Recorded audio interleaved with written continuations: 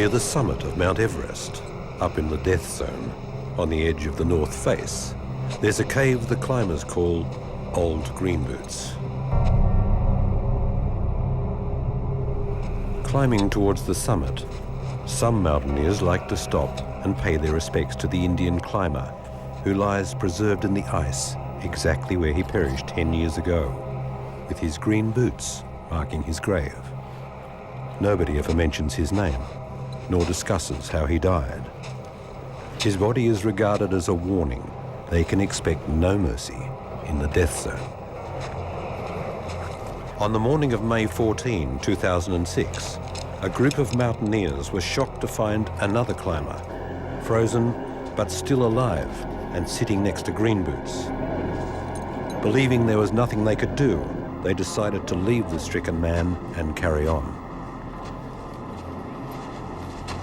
The repercussions of what appeared to be a callous act will remain with them forever.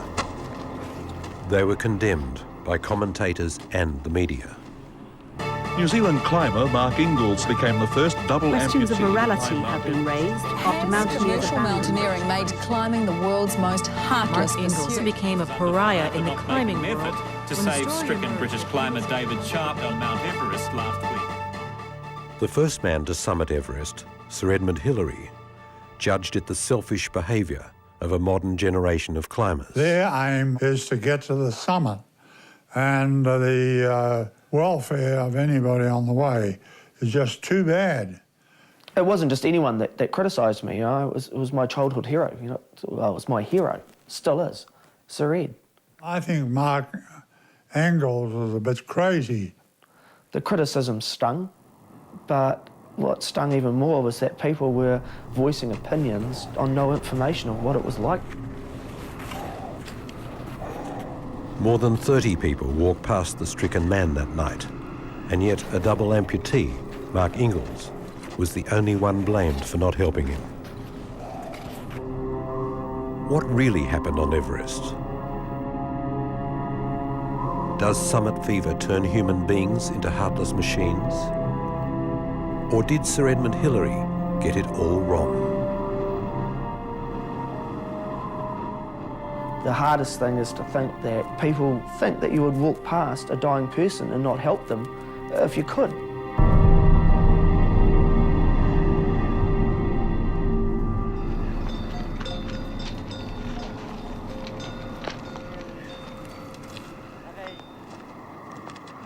The 2006 season was shaping up to be one of the best on record.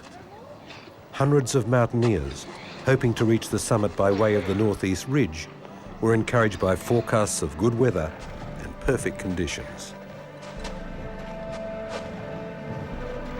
They were anticipating the moment when they would join the ranks of elite mountaineers who had stood on the roof of the world.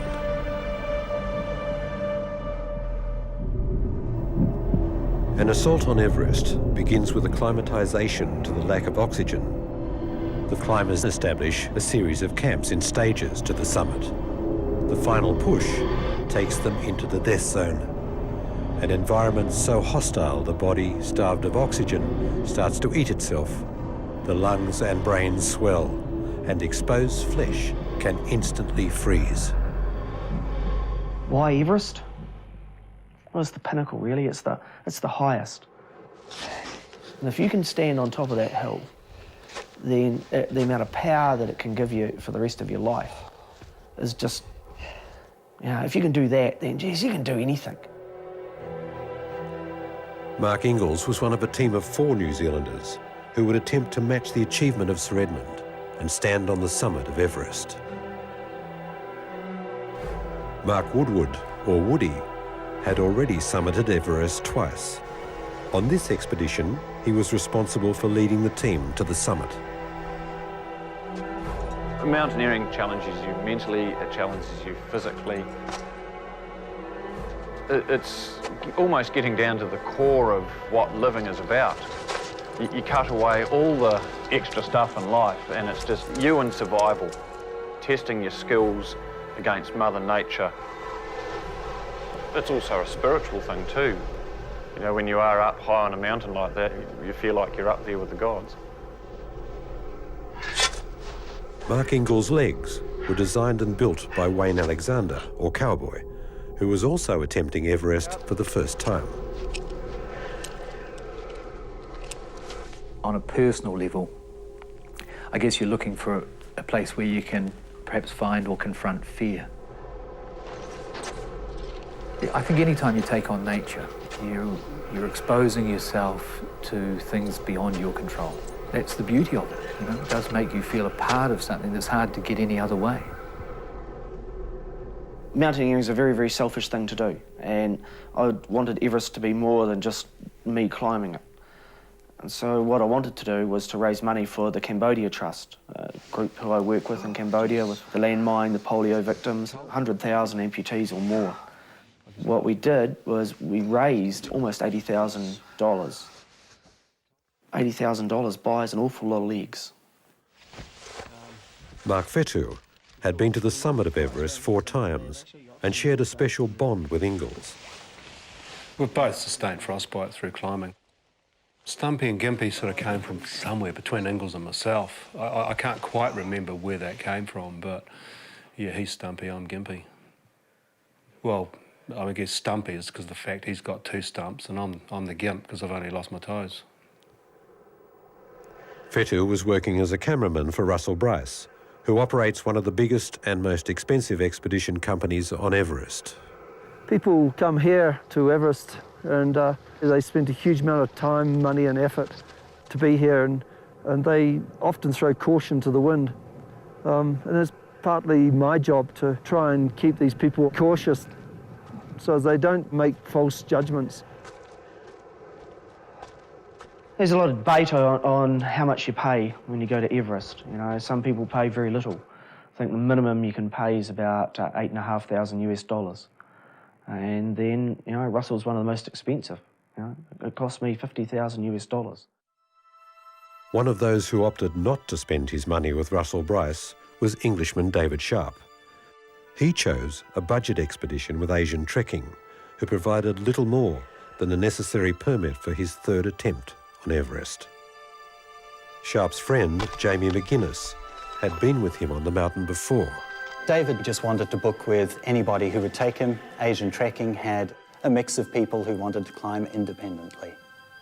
He didn't care what he was getting. All he needed was food at base camp, ABC, the yaks up, the gear up, and then the opportunity to climb by himself. Critically, he didn't have a radio. A lot of people actually like to climb the mountain themselves without any Sherpa support or any technology. And I actually support that. I think it's still great to see. However, things do go wrong, and what happened to David Sharp happens every year, every season on Everest. Many of the people who climb Everest, you can call them commercial mountaineers in that they climb with groups. David was a real mountaineer. Sharp had already made an impression with a stylish ascent of the world's 6th highest mountain, Choi Yu. He was capable of climbing Everest, no doubt. But once you know that you can do it, you've just actually got to do it. The main issue that we discussed was oxygen. He really hoped to climb Everest without oxygen. Climbing without extra bottled oxygen is extremely dangerous. Everybody knows that. Danger and glory perhaps go hand in hand. I don't run that style of expedition, and of course I wouldn't have allowed David Sharp to go up by himself. His style of doing the expedition is personal judgment. Maybe he wanted to make a statement in life. We used to joke that David was a rocket scientist. He really was, but he was getting out of that. He wanted to become a teacher.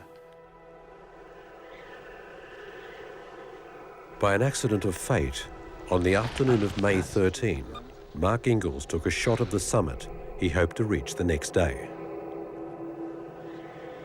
Most of the mountaineers who had made their summit bid were descending, but in the distance was a lone climber who was defying all the rules and heading for the summit late in the afternoon. For Mark Fetu, this brought back memories of a fatal mistake.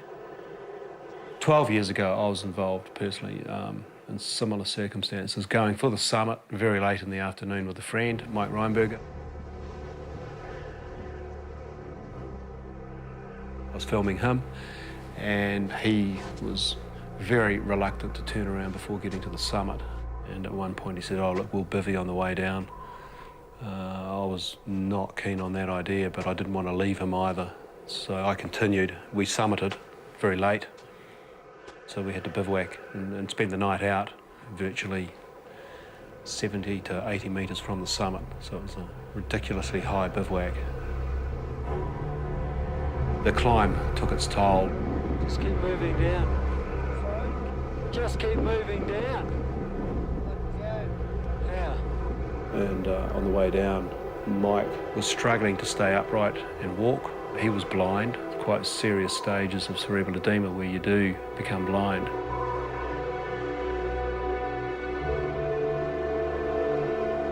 I had to leave Mike.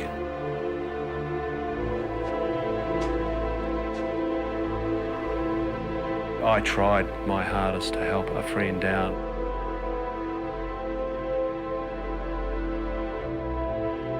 Through that I lost all my toes, and I think I'm pretty lucky to be still alive.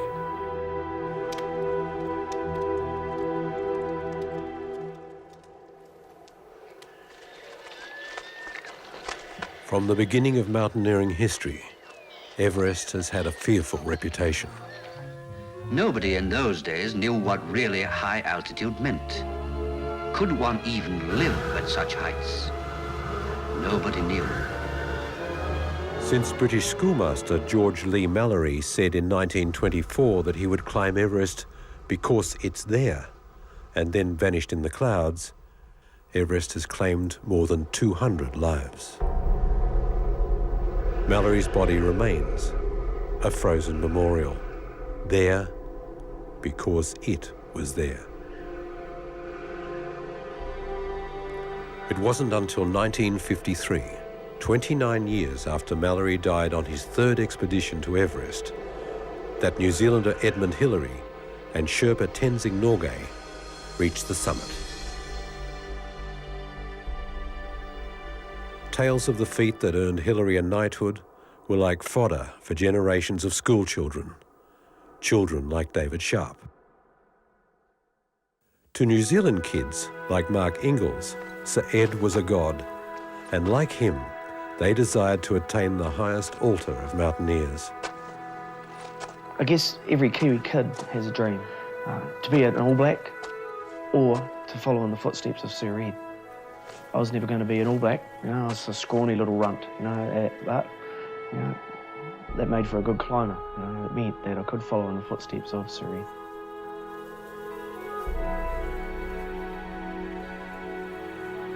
With his ambition firmly in sight, Mark Ingalls became a search and rescue mountaineer on Mount Cook, New Zealand's highest mountain. It was climbing there in 1982 that he nearly lost his life. It was a decision that Phil Dool and I made to carry on climbing into a storm, and that we thought we'd be able to just sneak down the other side of Mount Cook and get out of the wind. And we happened to strike one of the worst storms in recorded history at Mount Cook.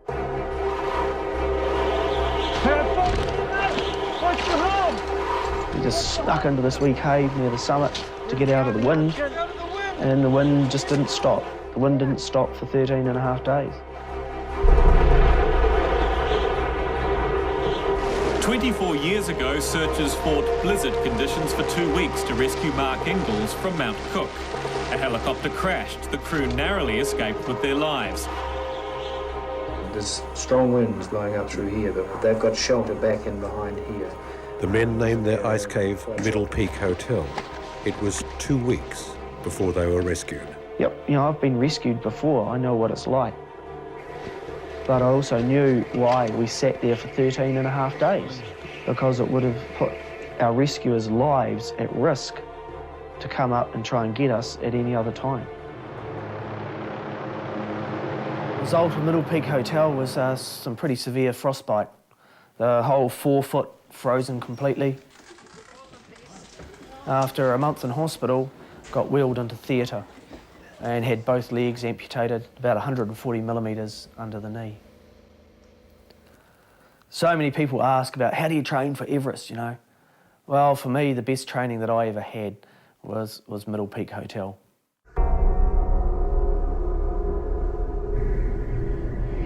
After weeks of acclimatization, the team are preparing for the assault on the summit.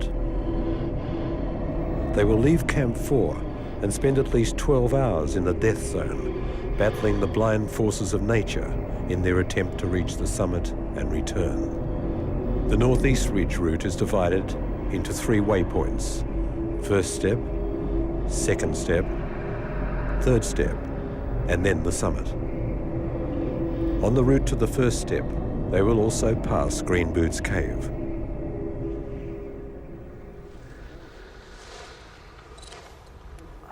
The whole of the expedition just leads up to one day, to summit day. You know, when you start to get your gear ready to set off at 11, it's like walking into an exam. Bloody cold. Yeah. It's walking into an exam that the consequences of failing, too horrible to think. Everything was feeling good, with one exception that it was so cold. It was a really, really severe morning. As soon as you're going, it's great. But for me, it's just getting the legs on. It's the toughest time. Yeah. Our intention was actually to leave at about 1 o'clock in the morning, but we brought that forward by 2 hours. We're away from our Camp 4 at about 20 past 11. You should be ahead of the other teams on the road, huh? Yeah, Russell, we're setting off pretty soon. I had a quick chat with Russell on the radio just to let him know that we were going. In fact, he was saying, come on, you should be going. He wanted us out of there by 11. How's Mark doing? How's Ingles doing up there? He's out of here. Monitoring the expedition's every move, Russell Bryce maintains radio contact from Camp 2, over 1,000 metres below. He's your extra ears, he's your extra eyes, he's the touchstone, really. The first of Russell's team to leave that night was Max Chaya, on his quest to become the first person from Lebanon to stand on the summit. Good luck. Max was right out in front. He'd taken off, and he had about a 20-minute lead on us. Okay, cowboy, you ready? Georgie? We got ahead of the pack. We were all pretty much moving together as a group.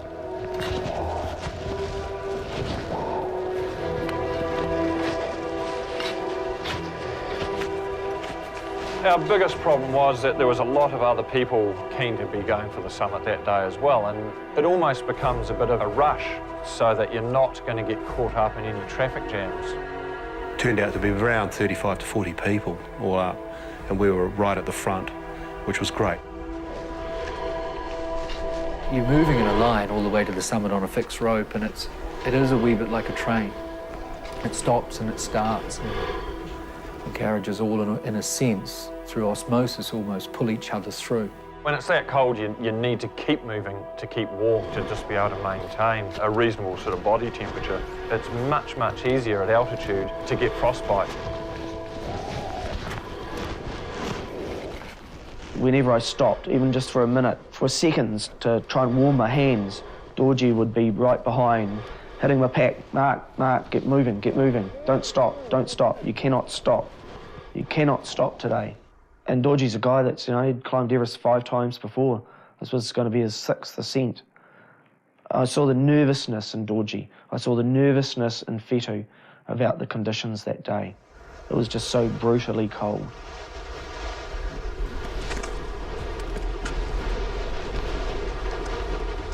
Well, the lead up to Green Boots Cave is very exposed. You go up what's known as the exit gullies out of Camp 4, and it's relatively steep, angled snow climbing in the dark, up fixed rope, and that leads you to the summit ridge. And then you go into a series of ledges that you must traverse. And this is on the summit ridge at 8,500 metres. And you have what's known as the Kanchung face on your left, and that drops 2,000 or 3,000 metres out at a fairly extreme angle down to the glacier. And on your right, below your feet, you have the whole of the north face of Everest, and that again is dropping down approximately 2,500 metres to the valley floor. And a slip or a trip or if you miss clipping a fixed rope, you are going to take what everybody calls as the grand tour, and that's all the way to the bottom. Even in the dark, it's just this big black hole. As you look over into the King Shung face, it's like, whew, you know, it's you get this sort of sense of evil. It's a tough place. In some cases, your feet were completely out over the drop. I mean, I'd worked out a plan that even if both legs broke, you know, I could still walk on my knees, you know? But then you start going around some of those traverses, especially into the bottom, the second step. And if you can't walk, there would be no way you could ever get around those. No way on your knees. You could never carry someone around there. There's this incredible focus that if you stuff up here, no one's going to be able to get you down.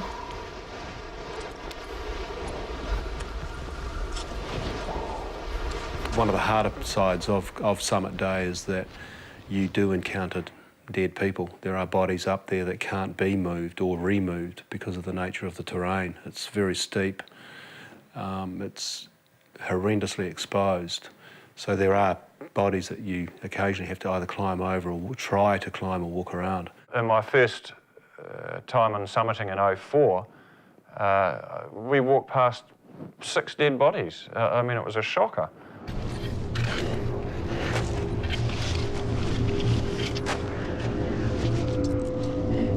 Green Boots is a climber that died in 1996, I think, on the way down.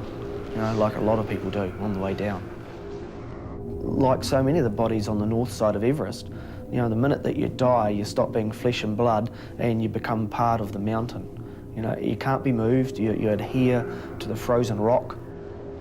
The surprise was seeing that he had company.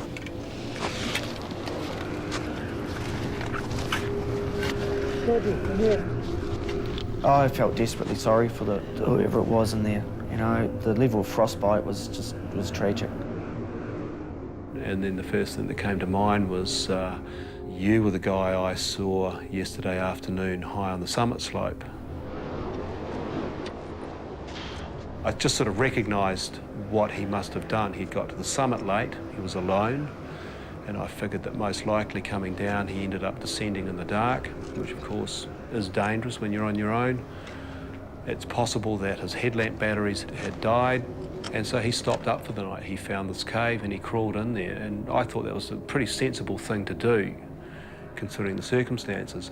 But it was so cold that I then realised, you know, I mean, he was still alive, he was breathing. I could see breath coming out through the front of his jacket. I guess he was waiting to be able to see the way back down to Camp 4. Unfortunately for him, it was the coldest night of the season. Hey, get moving. It's late, sooner I'll get to Camp 4. But I yelled at him and said, look, get going. I literally said, get a move on, mate. There's all these headlamp lights all the way back down to camp, and it would be very easy to follow them down without getting lost. I realised that, well, we don't know who he is. He certainly looked more dead than alive. And my primary responsibility is to the clients and the people that are with me. This is also 1 o'clock in the morning. If any rescue was to have happened, it wouldn't have happened till daytime. It's a horrible thing to have to just walk past, but that's the reality of it. And this was a big shock to Cowboy. He'd never seen, you know, dead bodies and or somebody in this sort of a predicament. Coming across someone stricken,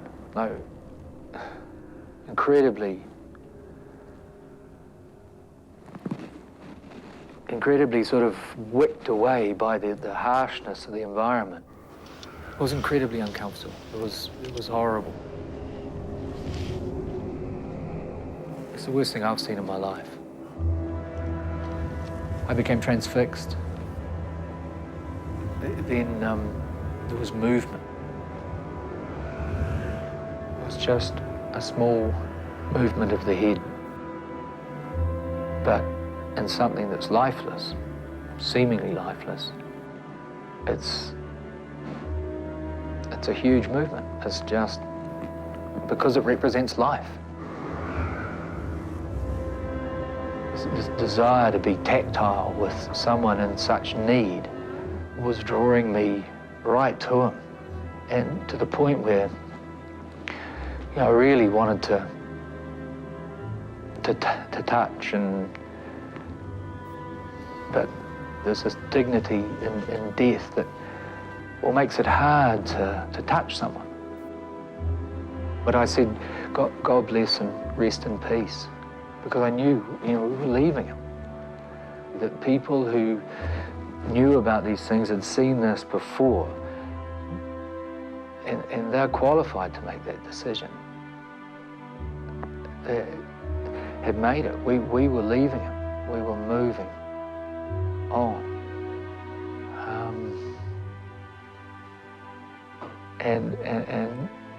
And that's what happened.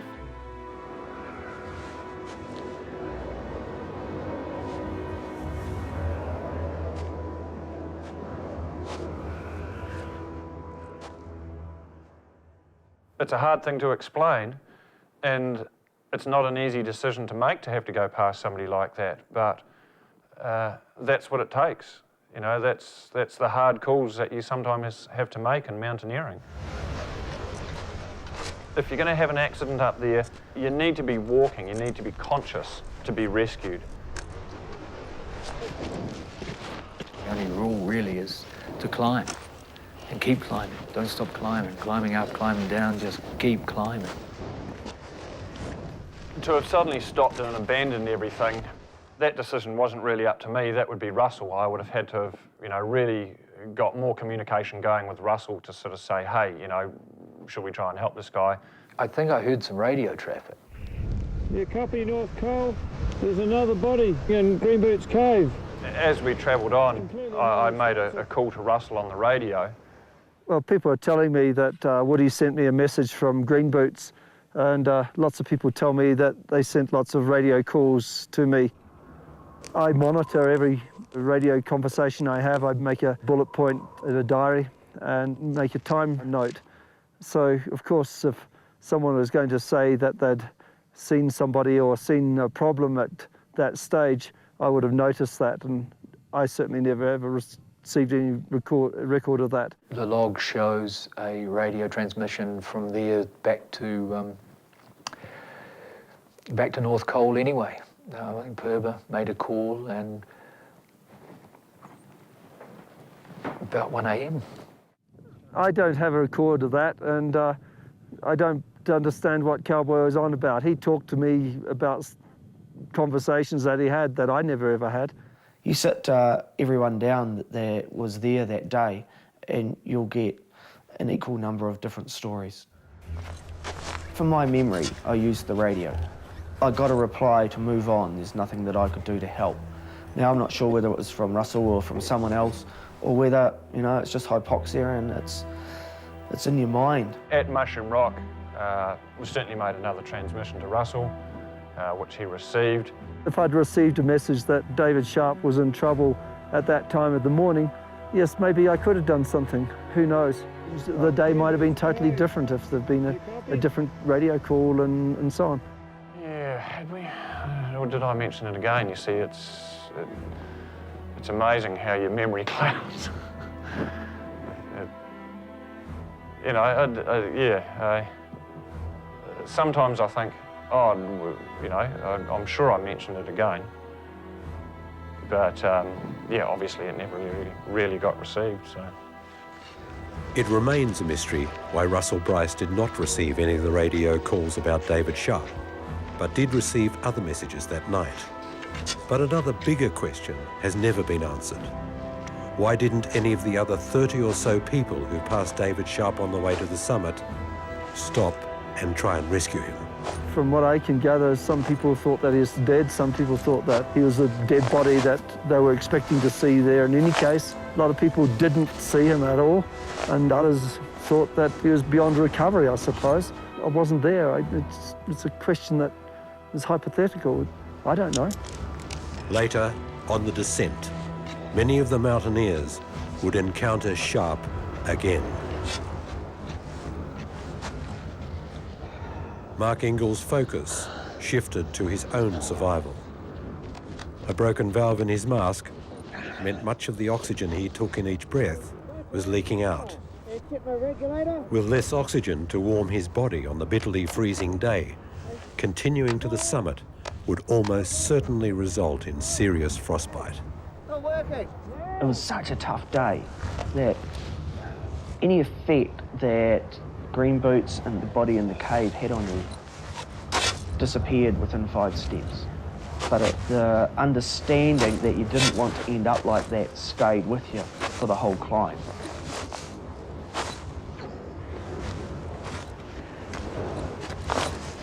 We carry on across round this big traverse into the base of this famous part of the route. Is this ladder bolted up and held in place to get over what's really considered to be an almost impossible section of rock to try to climb at that altitude.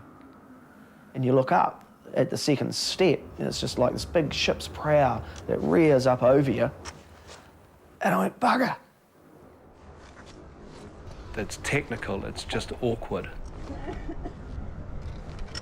The fact that Mark's got these legs on, it was really awkward for him. Oh, no. Go. Get your hands up higher, mate. Got to get you over that. Hey, what's that, Fido? Get your hands up higher, mate. Okay. I think he just had that real heavy heart that he was holding everybody up. So I think he was starting to get really angry. Bugger it! Oh, Mark, you'll get it. Okay, nice and tight. Yeah, good man, good man, good man. And that's what worked. He got angry and he managed to figure it out and got it on the 3rd attempt. Yes. Run. As you're climbing the ladder and you step right out, and there is absolutely nothing under your feet. You're looking straight down, 2,500, 3,000 metres straight down the north face of Everest. The consequences of falling off the ladder just don't bear thinking about. There've been a lot of people that have died around there. In fact, what they call it Rainbow Valley. There's the slopes down beneath the second step because you can see the different coloured down from all the bodies, the people that have fallen from there.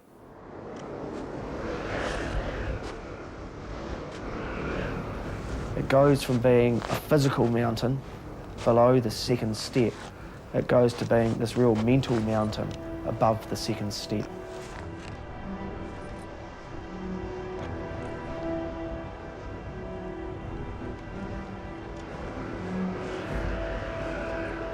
It's just so slow, you're only 100 metres vertical from the summit of Everest, but it's going to take you a couple of hours.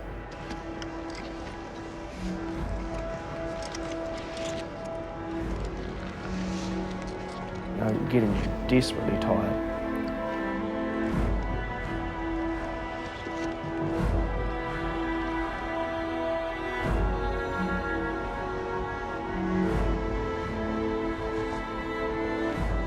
It's daylight now.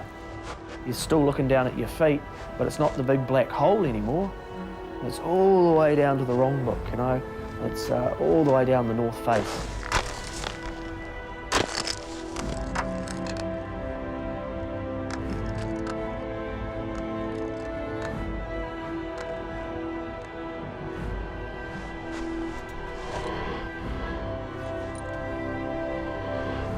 With the oxygen not working, it was just getting desperately hard. And I just stood to one side and let the guys go past.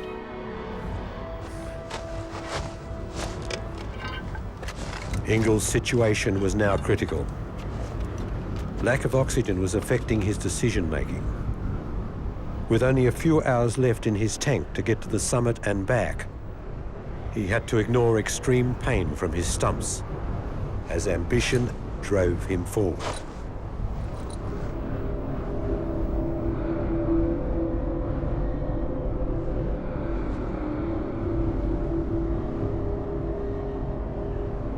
The anomaly of that particular night, I set my altimeter at Camp 4 to 8,200 metres where our camp is, and when I checked it on the summit it was reading 9,000 metres. So what was actually happening is we're having what's called an atmospheric low, where The mountain was actually sticking out of the atmosphere, so space had come down to meet us, and that's why it was so horrendously cold.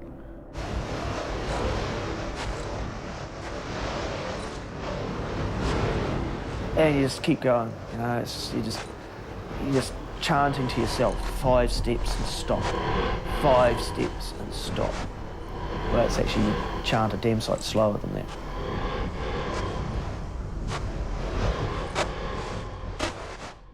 And then all of a sudden, there's absolutely nothing in front of you. You know, how do you know you're on the top of the world? You don't have this revelation of a summit. There's just nothing in front of you.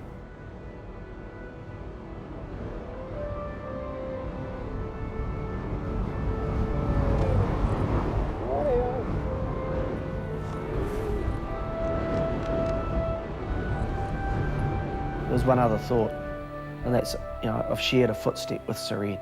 Only one, you know, but it's the right one. There's one right on the very top. He came up from the south, I came up from the north. It's just that one footstep that counts. Yeah, it was a very sober happy. It wasn't an intoxicating happy, it was a very sober happy. There's a sense of pride. And, you know, there were 4 of us there on the summit that day. You know, there was 3 marks and a cowboy. It was a fantastic moment for 4 Kiwis.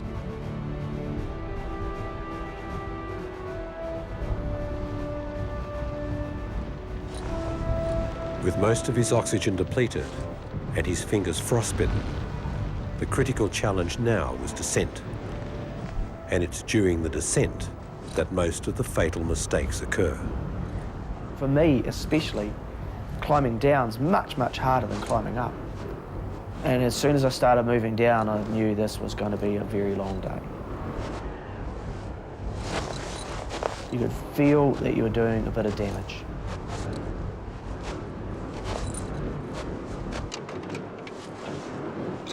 Second step, the ropes at the top of the ladder are just an absolute nightmare. I was just so focused on not getting a crampon caught in it. Now, you get a crampon caught in it, you just fall over backwards, you know? And yeah, I'll just pop out of my legs, actually. Not a good look. Climbed down the ladder, stopped partway down, you know, put an arm through a rung, and, you know, I'm still panting, you know, I'm still got the mask off to try and do the technical climbing, then putting the mask on to try and suck some O's. On down the ladder. And that was when we really started to think, hey, we're going to get back to where that poor bugger was this morning. The other member of the Russell Bryce team, Max Chaya, who'd been first to leave Camp 4 that day, did become the first Lebanese citizen to summit Everest. On his way up, Max had not seen the man in the cave, but now in the sunlight, he couldn't miss Sharp and his red boots.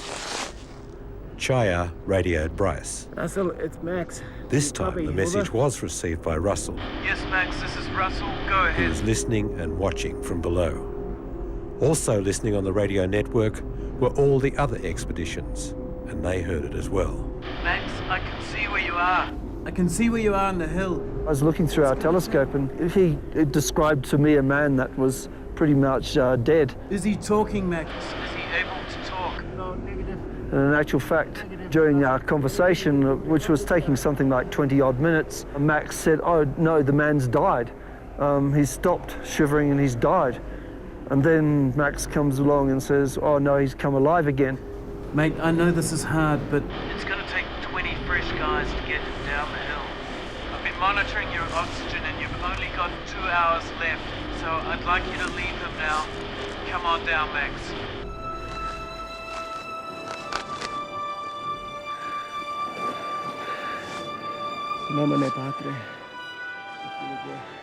I couldn't see any help readily available on the entire mountain.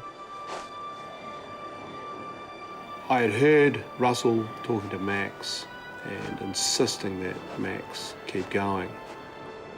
When I got to the cave where Dave Sharp was, to me he hadn't moved. And this is now probably 9 hours later, and it was obvious that he was almost dead. It was just excruciating to watch. To be in that position, to be that vulnerable and helpless, and not have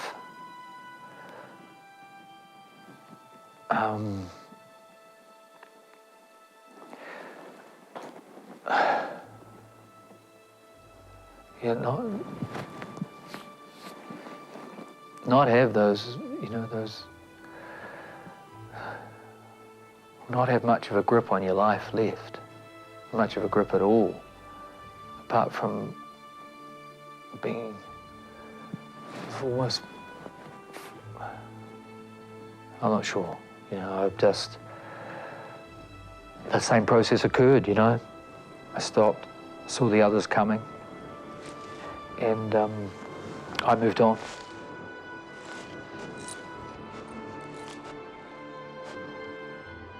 And that's, I guess, my regret, is that I didn't touch him. Just to make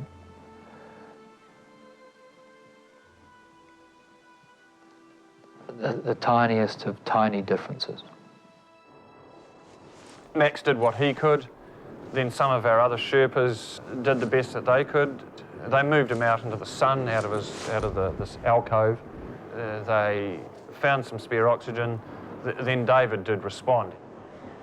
Well, Paul Batashi is probably the strongest Sherpa on the mountain at the moment, and he is with another Sherpa from the Turkish team. And Paul Batashi did try to help David Sharp, and it took him about 25 minutes to move 4 steps before they put him down again. So here's 2 extremely strong Sherpas going, there's no way we can rescue this man. For a moment, the stricken man recovered enough to talk.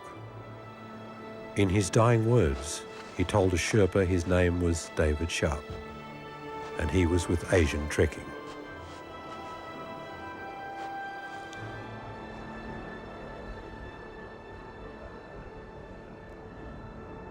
Everest is an incredibly brutal place. Until you've been there, you don't know what it's like. You don't know how difficult it is to actually survive at that altitude. Ingalls was now suffering severe frostbite, and the descent was becoming a nightmare. On his damaged stumps, he was finding it increasingly difficult to walk. I was having to stop and lift my leg up. I had to call it the seagull walk. Just take the pressure off. And put that leg down and lift up the other leg, take the pressure off. And so that's when the boys came up with the toboggan. And it's like, away you go.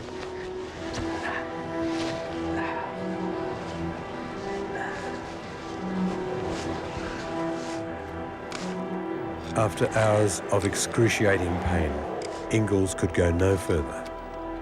And with only 200 metres to camp, the team came to his rescue. The boys picked me up, and before I knew it, I was on Herder's back as he danced down the moraine and into camp.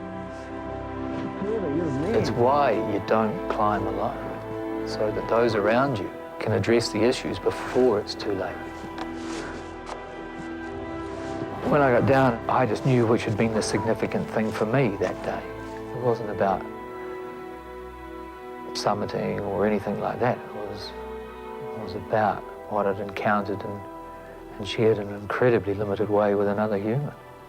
And whether and how I felt about that, that was consuming me, It was actually while we were sitting there waiting at ABC that we found out that the guy up on the mountain in Green Boots Cave had died. Russell had actually had to go out and find out who it was. No one knew about David Sharp until he was dead. Even the people on his expedition. They didn't know about him until he was actually dead.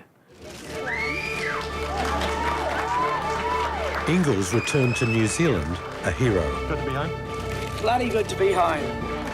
But as news of Sharp's death emerged, his high public profile saw many turn against him. Has commercial mountaineering made climbing the world's most heartless pursuit. Today, Mark Ingalls was heavily criticised for not saving a dying British climber. That was the start of several very long months. In hospital, the fingers, they're starting to blacken up and demarcate. I knew I'd be losing the tips of them. The stumps, that was the big surprise, really. I'd put the bones right through the ends of the stumps. Yeah, underneath this thing here, it's all open. It's all open. Over that 2 months in hospital, went through several operations, but effectively just had 3 centimetres cut off each of the ends of the stumps. It's just been shortened, so I won't have the leverage. So I'll go for, I'll go for a shorter leg. Shorter, shorter. But while Ingalls' medical issues were being treated, he received another shock. We got a phone call, terrible news. And they said, Sir Ed's criticised you. Sir Edmund Hillary's come out in the media and has, criticised your expedition. I think Mark Ingalls was a bit crazy. He put in a great battle to reach the summit. But I don't approve of the fact that he just rang up base camp and said to the fellow up here, what do I do about it? And the head of the expedition said, oh, he's been there long enough now, he'll be dead, so don't worry about it. I mean, that attitude is, to me, is pathetic. He was a human being, and we would regard it as our duty to get him back to safety. David Sharp died on Mount Everest. It had nothing to do with us or Mark Ingalls. Unfortunately, some members of the public seem to think that it's Ingalls' fault that the guy died. It's Ingalls' fault that he couldn't carry him down. Do I blame the people who walked past him? No. Did David expect to be rescued? Absolutely not. He was clear to me that he understood the risks. He did not want to endanger anyone else. I guess another sort of twisted irony of the whole situation is that then a week later, the Australian Lincoln Hall survives the night up there and is brought down. But the major difference is he could walk. He was communicating. He was away with the fairies and had frostbite, but it still took 15-odd Sherpas, lots of oxygen, and 20-odd hours to get him back down. But he could move. And the night that he spent out was certainly not as cold as the night that we had when we summited. In terms of, this is down the barrel, right? In terms of David Sharp dying, one group have not really been represented here, and it's the agents that took the man's money and let him go to Everest. We've got websites that are scathing about Bryce in terms of David Sharp. And yet, what about Asian Trekking? They took the man's money. They said, yep, you can go to Everest. Ask them about their rescue infrastructure. They've got Sherpas. I mean, God, there's Sherpas own the company. Of the fatalities and of the rescues that we've carried out over the years, Asian Trekking have been the majority, have caused the majority of these. So that's their style of running an expedition, and they obviously get clients to do that.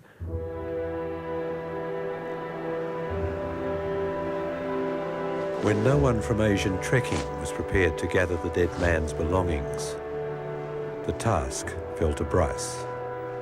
David Sharp's parents have been very understanding about the whole situation, and I've been very open to them about everything I've happened and how it happened and so on. So they've been quite understanding and, in actual fact, quite annoyed with the attention that the media have put onto this because they felt that their son was a climber, and it was unfortunate that he died as a climber.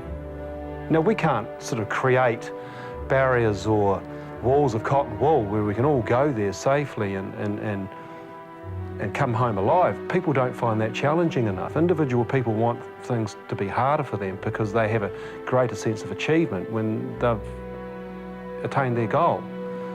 I mean, it's a controversial issue and it'll always remain so. But as I say, those are the cold, hard facts of life at 8,000 metres. You're in the death zone. Shit goes wrong.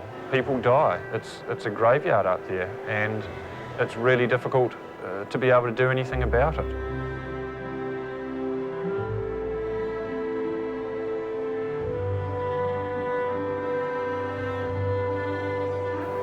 I think it's a microcosm of the whole world. You know, what's changed on that mountain has changed with the rest of society, and Sir Ed's observations are on the money. You know, there is a certain desensitization that's gone on, but it's not limited to the people who climb on that mountain. It's the world, it's us as a whole.